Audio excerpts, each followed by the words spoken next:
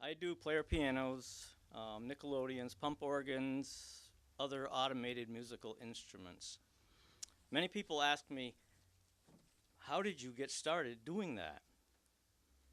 And after moving 800-pound pianos and the mind-numbing tedium in replacing all the little tiny bellows and leather valves and pouches, I think the more appropriate question is, why do you do that?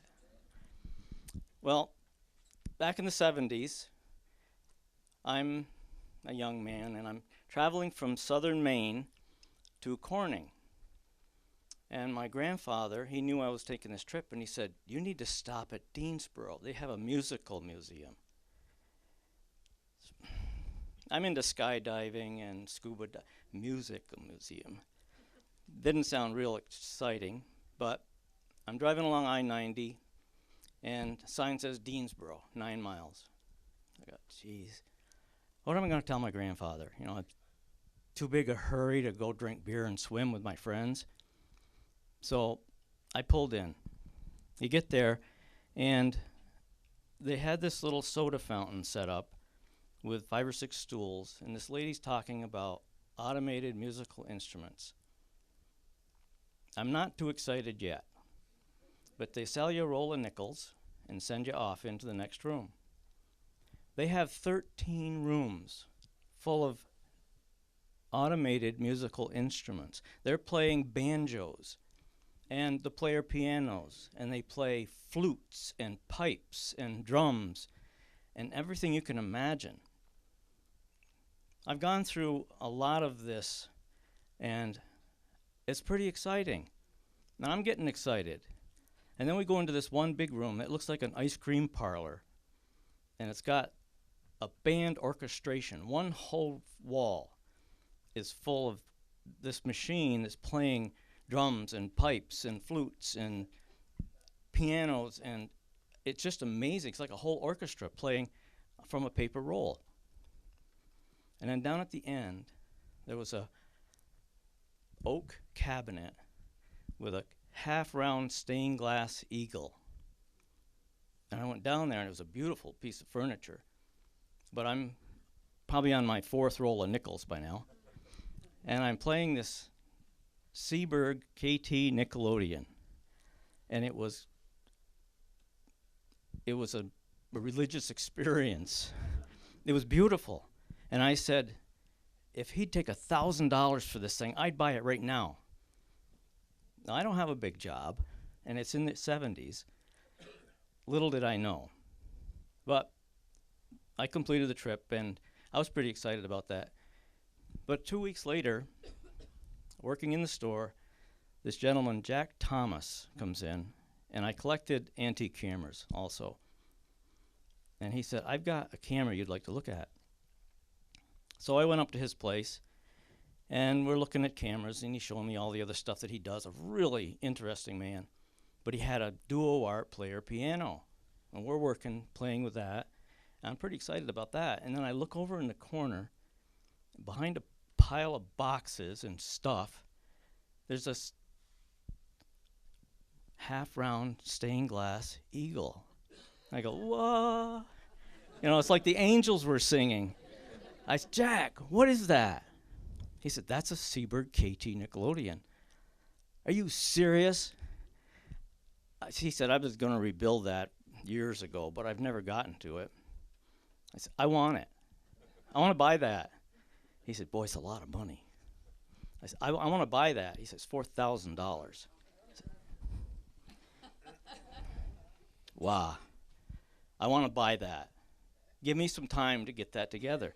He said, it's all the parts are there. They're in boxes in the bottom. I said, okay. So I'm going back to work, and I'm starting to collect some money, and I'm starting to sell some stuff. And about 3 weeks into this, Jack comes in, and he's at the store, and he says, Wayne, I'm kind of sick. I just got Art Sanders at the Musical Museum knew I was selling this, and he sold it. I'm sure I went completely white. I went home that night, and I was physically sick all night long. thinking I will never get a chance to buy another one of these. Next day, I called Art Sanders at the Musical Museum. Said, Art, I've got to have that Nickelodeon. And he said, geez, I sold it. I said, I got to have it. Jack said I could have it. And he says, well, I know. Jack called me. He explained it. And we discussed it for a while. He says, okay. I'll tell the guy in California that the deal fell through. And you can have it. But I was making a commission on it, $800. Jeez. Oh. So, and he said, and then there's tax. Jeez, Art, you're killing me here. My God. He said, well, you know, if it was cash, we could forget the tax. Well, I knew this guy at St. Lawrence National Bank, was a loan officer. Young guy, really foolish. I went and explained the situation to him. And he loaned me the money on an instrument that didn't work. $4,800. I got a manila envelope full of cash, and I drove to Deansboro. And I bought the Nickelodeon.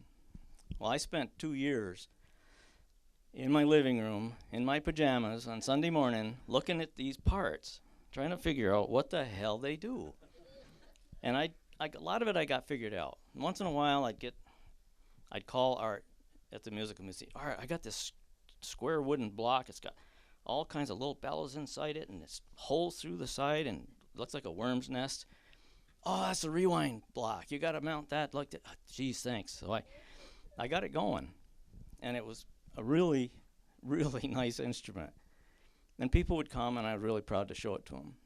And they'd say, do you know player pianos? I said, well, I don't know. I look at it. When I looked at the player piano, it was really elementary compared to this Nickelodeon. So I started doing player pianos. It became kind of a hobby, kind of a passion, kind of a, if people really want to save these things, I'd hate to see them thrown away. So many player pianos got trashed for the piano. Tuners would come, well, that doesn't work anyway. Take it out and throw it away. And they'd have a piano that they'd paint lime green or something. And it became quite an issue and quite a hobby. Thanks to Amy, I hadn't done one in about 10 years. And once this article broke, which I didn't even know about, I got a call that says, I got to play your piano. I hear you do them. Oh, yeah, okay. Well, I'll look at it. Where are you? Alexandria, Virginia. Serious. Well, I ended up looking at it, and I actually brought it back, and we're redoing it. So it's a reproducer. And right now I've got a basement full of reproducers that need to be worked on. And the reproducer actually reproduces the touch of the original artist. So they're a very complicated machine, but they are gorgeous. And I'm thinking just the other day, looking at all these pianos and all this work and all the stuff that I've done over the last 40 years, thinking, I wonder if my grandfather knows what that little suggestion did.